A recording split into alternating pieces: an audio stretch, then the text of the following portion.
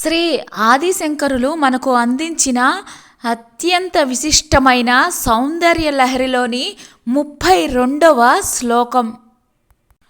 శివ శక్తి కామ క్షితి రథ రవి సీత కిరణ స్మరో హంస శక్ర తదనుచ పరమార హరయః అమి హృల్లేఖాభిః తిస్రుభిః అవసానేషు ఘటితాః భజంతే వర్ణాస్తే తవ జనని నామ వయవతాం.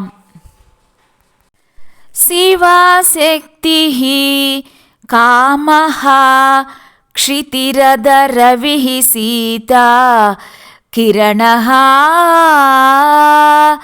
స్మరో హంసః శక్రః తదను చ పరమార హరయః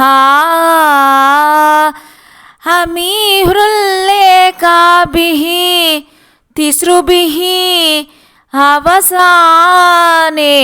ఘటితా భజంతే వర్ణాస్తే తవ జనని నామ వయవతాం.